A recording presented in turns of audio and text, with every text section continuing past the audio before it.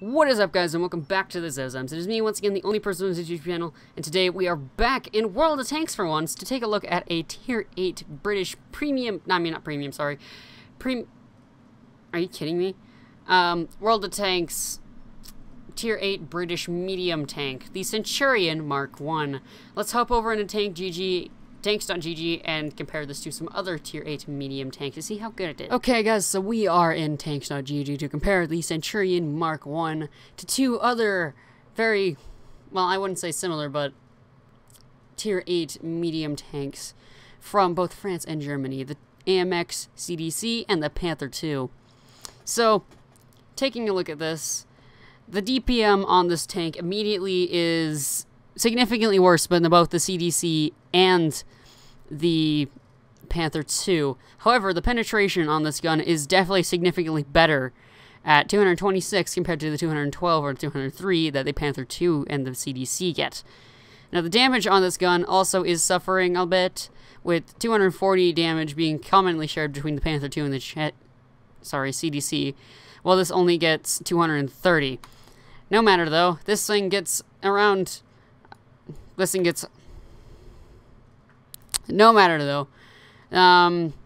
caliber of this gun is an 83mm, whilst the CDC gets a 90mm, and the Panther II gets an 88mm classic. And the maximum rate energy in these guns is completely the same. Now, the ammo capacity is where you get in. The CDC can carry 90 rounds of ammunition. The Panther can carry 60. However, the Centurion can carry 65. So, you may not really find yourself running out of ammunition. However, if you do lose like your ammo rack or something, you're gonna have some problems. So let's move on to the gun's handling. The aim time is better than the Panther II's, however worse than the CDC's at 2.21 seconds. It's not that good. Well, it actually is pretty good, but it could be better. Now, the accuracy on this gun is 0.32, where the CDC and the Panther II are at 0.33. The dispersion whilst moving is at 0.20, same as the CDC, and a little bit worse than the Panther II. The trank traverse dispersion is also worse than the Panther II, and the turret traverse is worse than the Panther II.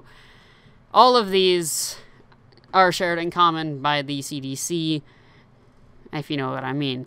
So, after firing, the dispersion is the same for all three tanks at 3.5, and the damage dispersion is 2. Elevation of this gun is 18mm, whilst the other two tanks get 20mm. However, the depression is 10 degrees, whilst the Panther only gets 8 degrees. Gun traverse, you know, normal. Now, let's move on to the movement of the tank. Forward speed, well, the forward maximum speed for this tank is 40 kilometers per hour, whilst the CDC and the Panther II are better by over 10 kilometers per hour. Reverse speed, exactly the same for all three. Horsepower, the CDC gets a massive engine. However, the Panther II lacks in horsepower compared to the Centurions. Power to weight ratio, 16.81 tons horsepower to ton ratio for the Centurion, 35.8 for the CDC, so the CDC definitely triumphs over there. However, the Panther lacks behind at 13.5. Terrain resistance, hard is 96, medium 105, well, you know what I mean. And terrain resistance for soft is 1.82. The C is better than the CDC in all, and the Panther is better in both medium and hard terrain, but worse in soft terrain. Turret traverse is 37.5 degrees a second, where the CDC triumphs at 39.6 degrees a second. However, the Panther II lacks behind at 31. Moving on to the armor and health. The hull armor of the Centurion is okay for its, you know, style. It has 76mm at the front, 50mm at the side, and 38 at the rear, while the CDC only has, like, no armor whatsoever. So, and the Panther does triumph over it with 100mm at the front, 60 at the sides, and 40 at the rear. The turret armor, once again, 152mm at the front, 88 at the sides and rear, and the CDC, classic. And the Panther's is worse, with 120 at the front, 60 at the sides, and 60 at the rear. Track armor does count for 20mm of armor, whilst the Panther II gets 25mm of armor. This tank gets 1,450 hit points, whilst the CDC gets 1,400 and the Panther 2 gets 1,500. So yeah. So now let us take a look at the real-time armor for this vehicle. So at the front upper plate here, you have 76 millimeters of armor, as once again said, whilst the lower plate is also 76 millimeters of armor. Angled like such, where you're aiming straight at the gun, you have around 130 to around 140 for the lower plate, whilst the upper plate is around 98 to 112. The tracks do count for some armor, so you get 89 millimeters of armor around here, which, angled like it is, gets you around 120 on each of these little track segments. Moving on to the side of the tank here, you do have 51 millimeters of armor. Nothing spectacular, or at least around 51 millimeters of armor. Nothing spectacular. And then this little area is 6 millimeters of armor, so you have 6 millimeters of spaced armor on top of 51 millimeters of armor. Tracks themselves take up for nothing, because tracks. And yeah, I keep forgetting this is World of Tanks, not War Thunder. So, if you angle, like if you want to angle your tank, you can angle it like such, so you can get around 150, yeah, around 150 maximum and around 120 minimum, for the frontal plate, and angle like such. The minimum for the side armor is 82, while the maximum is an auto ricochet, which up around here is around 120, so a little bit more than 120, you get an auto ricochet back here. So if you're trying to fight this tank and it's angling like this, shoot this little front portion right here. Don't recommend shooting the track area. Try to shoot up here. If you don't have a choice, try and shoot the track area. Frontal plate, you can try and aim there. I suggest going for the kind of like middle section right here. If you can hit this section right here, you'll be okay. And yeah, let's move on to the rear of the tank. Come on. No, I don't want to move the turret. Stay where you are. This is a nice little viewer thing. Rear of the tank, you have 38 millimeters of armor. That's really that. Moving on to the top of the tank, so if you do get to the top of the tank somehow, 14 millimeters of armor, so you can pretty much just penetrate no matter what. Taking a look at the turret, at the front gun mantlet here, you have 152 millimeters of armor, which can go up to around 300 if you're lucky. And I don't suggest shooting here. If you're gonna shoot somewhere, try and shoot here, which is around 152 well, it's around 155 millimeters of armor. It's quite a big weak spot. Down here you have 155 as well. So it's basically the whole front is just covered by 155. Moving on to the side, you have 89 millimeters, you know, the normal. Top here, 77 millimeters, and the rear here, 95, all around.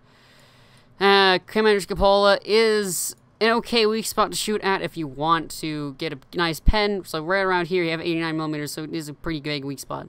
Now this little top portion here is around, you know, 120 millimeters of armor, even though it is only 51. Angled like it is, you get some pretty decent bounces. Like if you have it angled like this, you get an auto ricochet. Maybe, you know, you'll get some pretty dank bounces there. However, overall you won't get any, you know, real things done to this tank. So yeah, that is really the only thing, well, that's really all I have to talk about for this tank. Let's get right into the battle. Okay guys, so we are here for a match on Lakeville. Now, I didn't really know what to do for this match, so I just kind of said, screw it, we're going town. So, we do go town. Now, we also have a friendly Yag Tiger who's going also to the town. We have a Carnivon, plenty other tanks. A Pershing, maybe that's the, is that the Krieger? No, that's a Patton. Okay, my bad. That is a Super Pershing right there. So, we're pushing the town quite hard. We have a T-54 over there. He's trying to spot for his team. And down in the valley, we have a T-2064, otherwise known Super Pershing, a Yag Tiger, a Ferdinand, a Ramatov Borsig, and a J Panther. 2, actually. So, moving into the town, right behind our Type 59, there's nothing really to be happening. We try to do a little drift there, except this tank is a little too heavy and doesn't have enough engine power to do so. And I don't know what this T-59 was doing, but it turns out he was just kind of reversing, just in case he had to run away real quickly because there was an enemy around here. So I push up around this corner to see if I can spot anything. and I don't really see anything too spectacular. The T-54 is still being a little troll over there. Trying to spot us, and here we are. We have spotted a 46 Patton, a KV-5, and another Centurion. I tried to pop out to take a shot at the Centurion, but nothing happens. Then I take out, pop a shot into the AMX 1390. Bam, first damage of the match. So nothing is really happening, except for the fact that the enemies are rushing us. Now we don't have a lot of heavy tanks and stuff, and then this guy, the M46 Patton, complete idiot. Well, I wouldn't call him an idiot, but he pushed up way too far. Our heavies and tanks are mostly held down back there, holding these guys back. And I decide to push up to the church right here. Well, maybe. This Type 59 decides to, and I know I do eventually. So, I'm watching this T-54 Module 1, and I decide, well,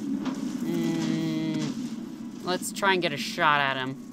So, we get a shot at his frontal plate, we fire one in, second damage of the match. Well, more damage. So he proceeds to hide behind the building again. And I'm getting kind of bored here without anything to shoot at.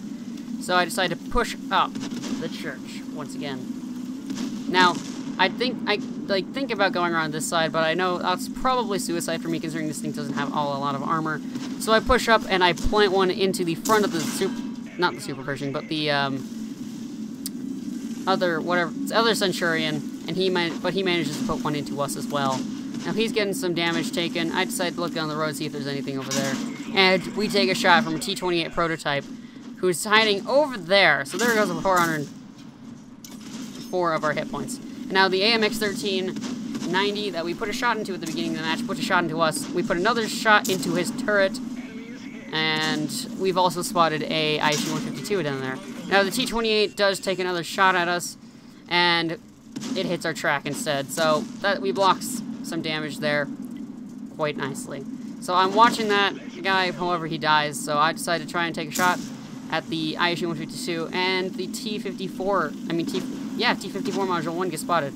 Now the ISU-152 is on lower hit points than when we spotted him. Therefore, we have put a shot into him.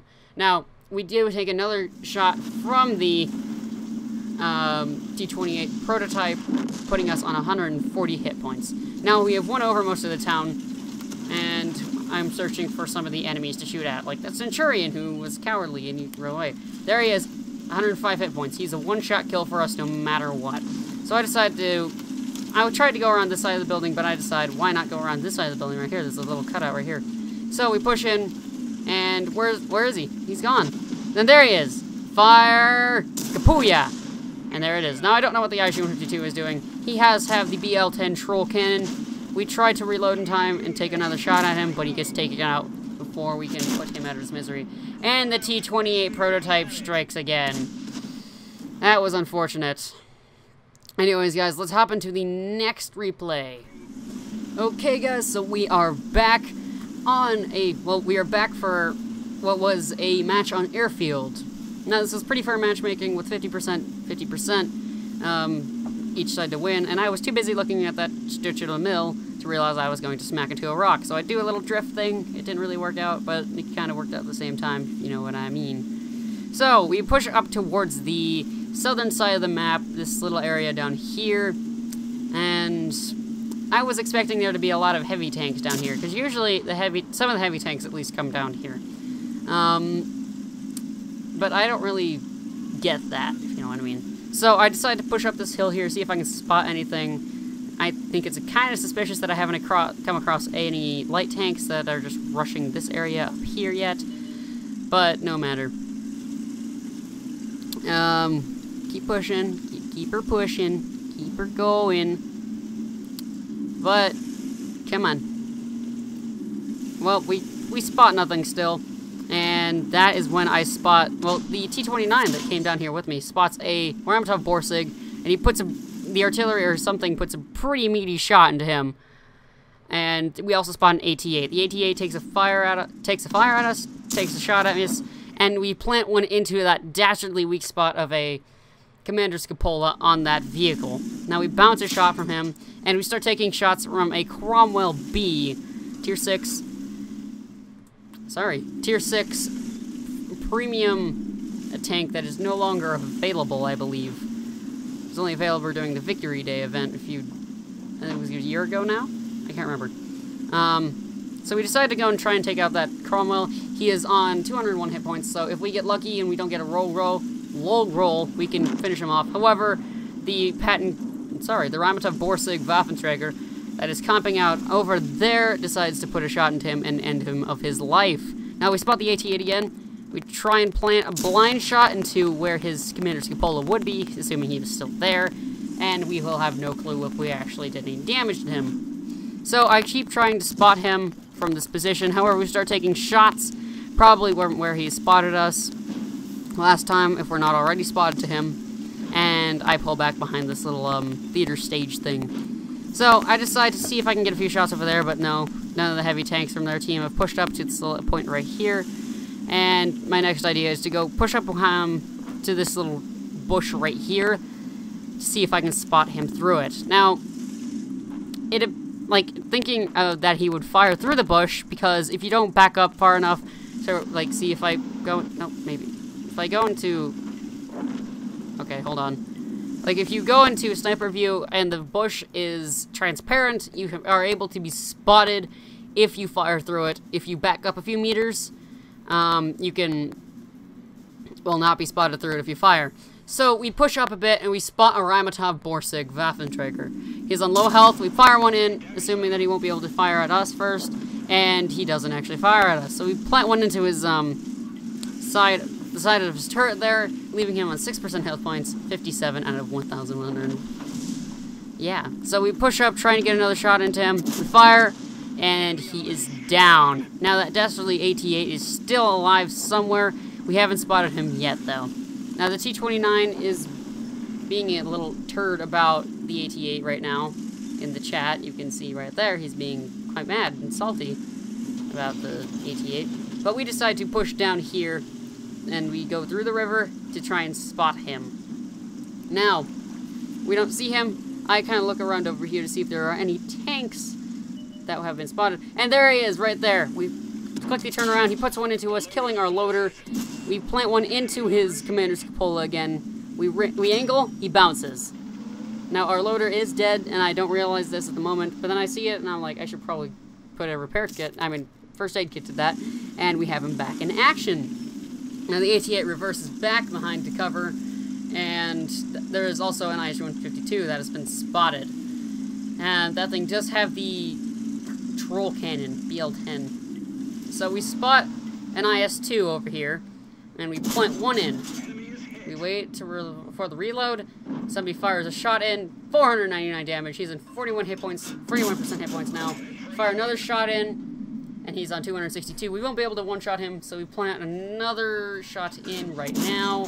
Artillery just missed him, and he's taken out by the Stritcher Mill. There's the AT-8. He takes out our ammunition rack. I try to reload in time, but he fires another shot in. I take the shot. He fires another one in. I repair that ammunition rack, and while I'm watching that ISU-152, just in case he tries to take a shot at the T-29. But what is he doing? He's going over the rock area, so we fire one in him, and before we can reload, he pops over that edge there. Now, I'm thinking, well, the AT-8 has to be on lower hit points now, right? So, we spot him again. He's on 17%, 130 hit points. If we can just, like, fire one in. Oh, we miss! Wow. But he's on one shot health, so we push up again, saying it's fine to take one more hit from him, and we fire one in. That is really the end of this match right here, because the last three guys, the Scorpion over there, that we could have had a shot, that we could have had a shot at, pushes in front of this little hill area right there, meaning we won't be able to get a shot at him. The T-29 gets swarmed, and the last artillery is over there in that direction. Like, if I pull up my cursor on the map, he is over there, and he dies to a Borsig, because of Borsigs. So yeah, if you guys enjoyed, please leave a like down below. It encourages me to keep making this stuff. And if you are new to that channel, or you really like to, come on, subscribe. You know you want to. And once you're on mobile, and once you subscribed, you can turn on my notifications so you get a mobile notification from YouTube every time I put up a video. That's very helpful if you want to keep watching my videos. And if you dislike the video, dislike it. Just tells me I need to improve my content. And if you have any questions, comment concerns, stuff like that, leave them in the comment section down below. I will probably get back to you. See you next video, guys. Bye.